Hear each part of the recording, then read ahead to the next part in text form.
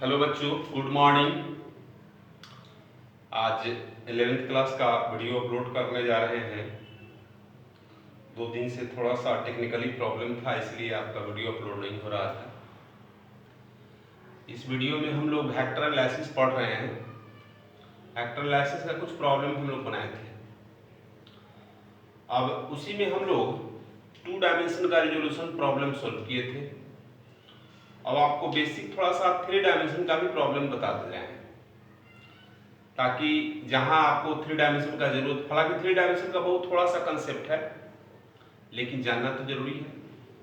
यहाँ पर आपको हम बताएंगे कि 3 डायमेंशन में कैसे रिजोल्व करते हैं, ठीक है। तो जो भी नए बच्चे इस वीडियो को देखेंगे उसको सब्सक्राइब जरूर करेंगे, ताकि और अपने दोस्त को शेयर भी जरूर करेंगे। सब्सक्राइब करने के बाद आपका जो भी वीडियो नया अपलोड होगा तो आपको नोटिफिकेशन मिल जाएगा। इसलिए अभी हम स्टार्ट कर रहे हैं resolution of vector in 3 dimension. देखिए 11th class resolution of vector in 3 dimension, ठीक है ना। देखिए हम लोग पहले पढ़ चुके थे 2 डायमेंशन का। उसमें आपको मैं बताया था कि कोई वेक्टर आपका है वह केवल एक्स वाई प्लेन में काम कर रहा है। ये बी वेक्टर है, यह आपका कुछ एंगल बना रहा है थीटा, ठीक है ना। तो यह एंगल पी मैग्नीट्यूड का एक्स और वाई में क्या टूटेगा। तो हम बताए थे कि यह एक्चुअल में हाइपोटेनियस दिया हुआ है। इसी को हम लोग क्या बताए थे, रेक्टेंगुलर कंपोनेंट। तो इस पी वेक्टर का रिजोल्यूशन के लिए बताए थे कि इसका पी मोड, तो लिखेंगे P cos theta plus P sine theta. देखो देखने का तरीका बताया था। अब यह थीटा आपका एक्स के साथ है, तो यह पहले एंगल कॉस है, ये आपका आई कंपोनेंट जाएगा। ये दूसरा एंगल 90 माइनस थीटा है, इसलिए साइन हुआ, तो ये आपका जे है, तो ये आपका जे हो गया। क्लियर है। अब देखो इसमें यह आपका 2 डायमेंशन का है, उसी तरह से आपका 3 डायमेंशन का है जी। देख लो एक्चुअल में 3 डायमेंशन में तीनों एक्सिस आपको राइट एंगल में काम करता है, एक्स वाई और जेड। किसी को किसी एक्सिस में ले सकते हैं। एक्चुअली में ये 3 डायमेंशनल ऐसे है, ये जो जेड प्लेन है वो आपको ऐसे ऐसे देख लीजिए, एक्स जेड वाई जेड, ठीक है ना। कोई दिक्कत, ये आपका इसके बीच 90, इसके बीच 90, ठीक है ना, और इसके बीच 90। तो यह चूंकि आपका बोर्ड 2 प्लेनर है, एक्स और केवल वाई है, इसलिए इसको इधर हम लोग डाल देते हैं। अब उसी ऐसा देखो तो यह आपका पी वेक्टर, देखो ये आपका प्लेन नहीं है, स्पेस है। तो स्पेस जहां भी आप देखेंगे आप कॉर्नर को देखेंगे, ये कॉर्नर में आपका एक्स वाई जेड मिलेगा। जो आपका यह है ये भी आपका है, देख लीजिए, ये आपका एक्स हो गया, ये वाई हो गया, ये जेड हो गया। तो जेड का यह पॉजिटिव है आउटवर्ड, तो जेड का नेगेटिव है इनवर्ड। क्लियर है। बाकी आप एक्स पॉजिटिव एक्स और नेगेटिव तो जानते ही हैं। तो यदि आपका मान लिया जाए कि यह वेक्टर आपका ए अल्फा बना रहा है, ये वेक्टर आपका बीटा बना रहा है, और यह जेड के साथ गामा वेक्टर बना रहा है एंगल, तो इसका रिजोल्यूशन कैसे लिखेंगे। यहां तो एक पहले वाले के साथ कॉस, बाद वाले के साथ साइन, तो दोनों का एंगल सेम रहता था जी, मैग्नीट्यूड सेम एंगल सेम। लेकिन यदि आपका यह थीटा है 90 माइनस थीटा आप कर दे, यानी एंगल बदल जाएगा, तो सबको कॉस में लिख सकते हैं। यानी P vector is equal to P cos theta I cap plus P cos 90 minus theta J cap. अब चेक करो तो कॉस 90 माइनस थीटा क्या हो गया, साइन थीटा हुआ कि नहीं हुआ। तो सबको कॉस में रहने दे सकते हैं, ये भी एक नया टेक्निक आपको मिल गया, सबको कॉस, लेकिन एंगल बदल जाएगा। पहले वाले के साथ जितना एंगल रहेगा वो भी कॉस, दूसरे के साथ जितना एंगल रहेगा वो भी कॉस, तो दूसरे के साथ कितना है 90 माइनस थीटा। अब आप इसी कंसेप्ट को यहां सहारा लेंगे, इसके साथ अल्फा, ये भी कॉस, इसके साथ बीटा ए बी कॉस, इसके साथ गामा तो ए बी कॉस, यानी according to resolution of vector, देखो ये p वेक्टर इक्वल टू सबको कॉस में p cos alpha, p cos beta और p cos गामा। तो अल्फा किसके साथ है, i के साथ है, यहां i हो गया। ये बीटा किसके साथ है, j के साथ है, j हो गया। और ये क्या हो गया, k। तो ये सब का cos में ही आपका रिजोल्यूशन होगा। अब ये तो 2 डायमेंशन था, तो इसमें आप ऐसे भी लिखते थे कि p vector equal to px i cap और py j कैप, यानी यह बेस परपेंडिकुलर, यह बेस, यह क्या हुआ परपेंडिकुलर, यह हाइपोटेनियस। तो p का हाइपोटेनियस मैग्नीट्यूड लेके लिए px का होल स्क्वायर और py का होल स्क्वायर, ये करेंगे जी। यहां भी उसी तरह से कर सकते हैं। देखो now p vector equal to px i cap, एकदम सिंपल वे में बता रहा है, py j कैप और pz k कैप। आपको मैं बताया था कि दो मिलकर के आपका कोई बेस बनेगा, एक परपेंडिकुलर बनेगा। एक आपका कैरम बोर्ड के बाद प्रॉब्लम बताया था मॉस्किटो नेट वाला, उसमें प्रूव भी किया था मैंने। तो देखो इसको उसी तरह से p बराबर रूट अंडर px का स्क्वायर py का स्क्वायर प्लस pz का स्क्वायर, जैसे इसको किया है। बाकी कुछ नहीं है, कंपेयर करना है, कंपेयर कर दो, देख लो। देखो फ्रॉम फर्स्ट एंड सेकेंड, यह i कंपोनेंट, यह i कंपोनेंट, तो आप क्या लिखेंगे, px equal to p cos alpha along x axis, py equal to p cos beta along y axis, ठीक है ना। और pz बराबर p cos gamma along z axis, clear है, बस हो गया। अब यही कंसेप्ट को हमेशा याद रखना है। अब इसको हम लोग लिखेंगे कैसे, let a vector p acting in a space with making angle alpha, beta and gamma along x axis, y axis and z axis respectively, clear है। देन बिगेट एक लोग पाए, क्लियर है ना। तो इस तरह से रिजोल्यूशन आपको निकलेगा। अब इसी पर देखिए एक बेस्ट प्रॉब्लम आपको डाल देते हैं तुरंत।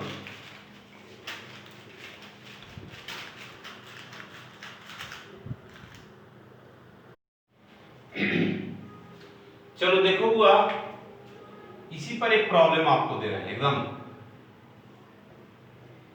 यह आपका 3 डायमेंशनल कोई स्पेस है, इसी में कोई वेक्टर आपका ए है, वो सबके साथ इक्वल बना रहा है जी। क्वेश्चन यही है, if vector A making equal angle in a space with x axis, y axis and z axis respectively, then find its component। क्या निकालना है इसका कंपोनेंट। तो मान लो इसके साथ अल्फा, इसके साथ भी अल्फा, इसके साथ भी अल्फा, क्लियर है ना। अब देखिए तो सबके साथ अल्फा है, तो कैसे हम लोग करेंगे, देखो हम लोग अकॉर्डिंग टू चले, according to resolution of vector, A vector बराबर ax i ay j and az k n जी। सिमिलरली इसको 1 कर दो, similarly A vector equal to A cos alpha I cap A cos alpha J cap, चूंकि सबके साथ अल्फा ही है जी, plus A cos gamma K cap. इसको सेकंड कर दो।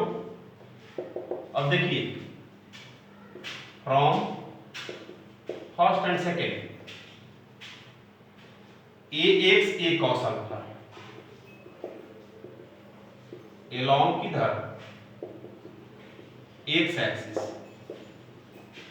ए Y A cos alpha along Y axis, A Z A cos alpha along Z axis. Clear है जी?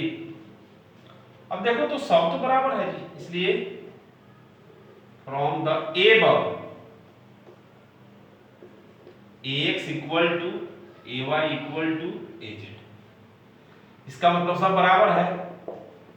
तो फ्रॉम इक्वेशन फर्स्ट से देखिए इसका मोड निकालना है, कंपोनेंट निकालना है जी। कंपोनेंट मान चाहे ax निकाल दो, चाहे ay निकाल दो, चाहे az निकाल दो। तो a का मोड चढ़ाओ root under ax square ay square az square, यह a। अब तीनों इक्वल है तो किसी एक को बदल दो, ax स्क्वायर ax स्क्वायर, ये हो गया रूट 3 ax स्क्वायर, यानी a इक्वल टू इस पर रूट रहेगा और इस पर क्या हो गया, हट गया। Therefore a by root 3 equal to ax, यही आपका क्या हुआ आंसर। ठीक है, तो इस तरह से हम लोग इसका रिजोल्यूशन करेंगे। ठीक,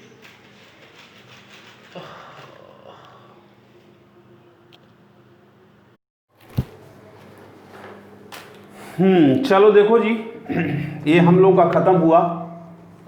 अब आइए मल्टीप्लिकेशन ऑफ वेक्टर। ठीक ना, क्या है मल्टीप्लिकेशन ऑफ वेक्टर। चलिए देखिए, मल्टीप्लिकेशन ऑफ वेक्टर में आपका दो तरह का है वेक्टर पढ़ना। फर्स्ट आपका है, इसको बोलते हैं dot product of two vectors. इसी का नाम स्केलर प्रोडक्ट भी है जी। क्या है? Scalar product. दूसरा आपका है cross product of two vectors. इसका दूसरा नाम है वेक्टर प्रोडक्ट। अब देखिए दोनों में क्या है इसके बारे में। सपोज करते हैं कि यह दो वेक्टर है A और B, ये दोनों के बीच मल्टीप्लाई कर रहे हैं, तो यह आप इनटू मत बोलना, इसी को बोलते हैं डॉट। इसको क्या बोलते हैं? डॉट। और जहां भी क्रॉस होगा इसको हम लोग क्या पढ़ते हैं? क्रॉस।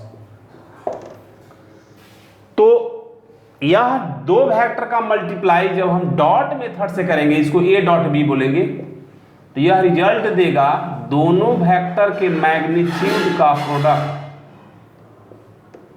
और दोनों के बीच क्या है? Cos theta. यानी A डॉट B बराबर AB कॉस थीटा। दूसरा आपका है क्रॉस प्रोडक्ट।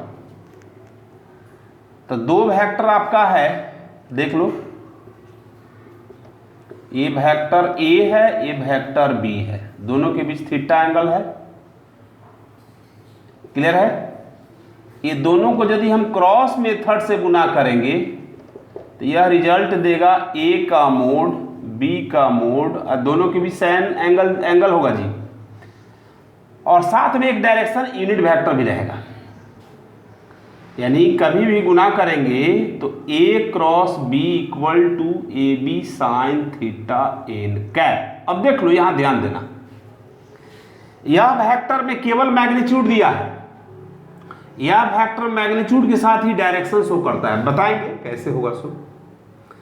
तो यह जो वेक्टर मैग्नीट्यूड देगा वह केवल आपका स्केलर प्रोडक्ट होता है, हम लोग पढ़ चुके हैं। जो वेक्टर मैग्नीट्यूड के साथ डायरेक्शन देता है उसे वेक्टर प्रोडक्ट बोलते हैं। तो कभी भी आपको बोले कि दो वेक्टर का वेक्टर प्रोडक्ट निकालो, इसका मतलब बोलता है क्रॉस मेथड से गुना करना है। यदि कभी बोले कि दो वेक्टर का स्केलर प्रोडक्ट निकालो, इसका मतलब है कि वह आपको डॉट मेथड से गुना करना है। क्लियर है? अब दोनों को बारी बारी से हम लोग एक्सप्लेन करेंगे, ठीक है ना? तो चलो देख लो, बारी बारी से हम लोग इसको करते हैं। पहले आपका डॉट प्रोडक्ट, उसके बाद क्रॉस प्रोडक्ट। चलिए देखिए,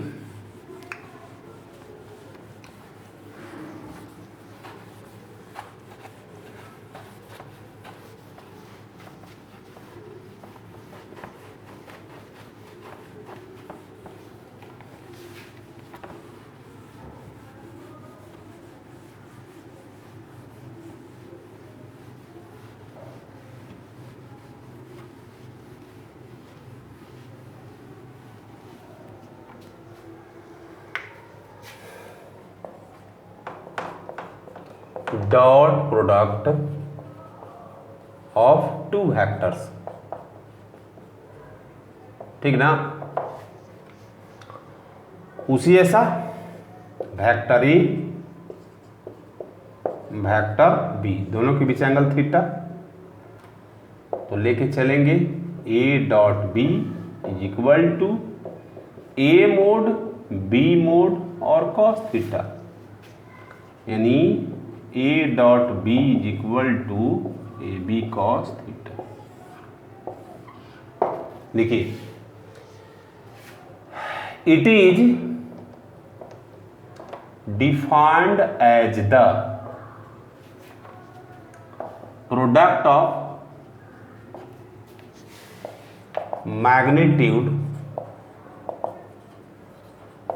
of each vector and angle cosine. देखो कॉस का पूरा नाम क्या है? Cosine. Angle cosine between them. It gives only magnitude after the multiplication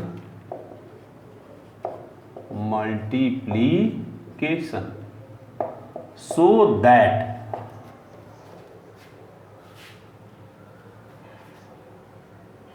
it is also known as a scalar product। क्या इसको बोलते हैं? Scalar product.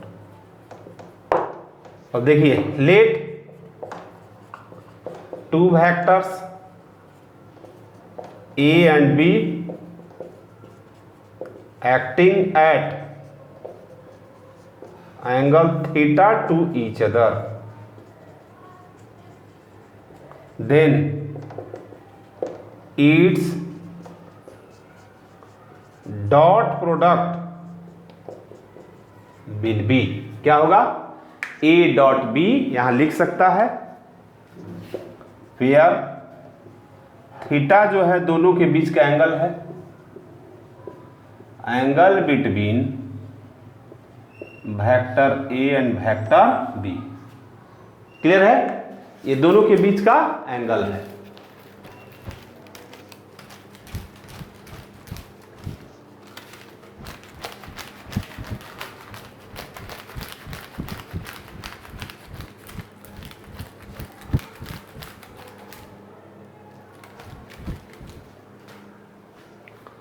अब देखिए दोनों का properties of dot product of two vectors, ठीक ना? फर्स्ट प्रॉपर्टीज, इसी से दोनों वेक्टर आपका सेम डायरेक्शन में काम कर रहा है जी। A vector B vector, theta कितना? 0 डिग्री। तो लिखेंगे if two vectors acting along same direction, ठीक ना, देन इट्स डॉट प्रोडक्ट, इसी पर पूरा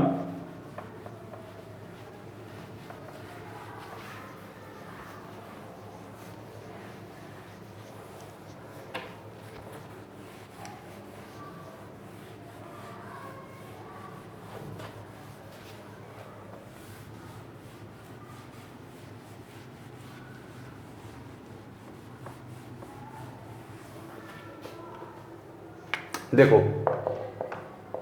ए dot B equal to A B cos 0 degree, cos 0 का वैल्यू कितना जी 1 ना, तो ए डॉट बी बराबर A B, this is the maximum product, this is the maximum product, ठीक है ना। Second, if two vectors acting at right angle to each other, right angle to each other, then its dot product will be 0। देखो जी, A vector theta कितना degree 90 degree, A dot B A B cos 90, तो cos 90 0, यानी A dot B is equal to क्या आ गया 0। Clear है। और उसी तरह से अपोजिट डायरेक्शन कर सकता है, देख लीजिए। आज इतना ही इसमें रहने देंगे, चूंकि 12th वाले को अभी वीडियो अपलोड करना है थोड़ा, ठीक है ना। तो इसी को तीसरा कर देते हैं।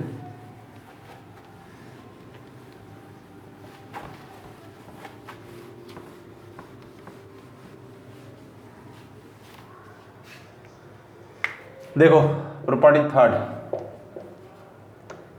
एक वेक्टर इधर एक वेक्टर इधर, यानी ए और बी, थीटा कितना 180, तो लिखेंगे if two vectors acting along opposite direction to each other, then its dot product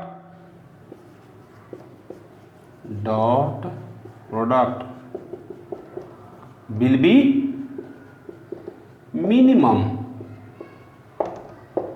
therefore a dot b A B cos 180, cos 180 का वैल्यू कितना होता है जी -1, यानी a dot B equal to -ab। Clear है। तो आज इतना ही, फिर अगला क्लास में आपको बताएंगे।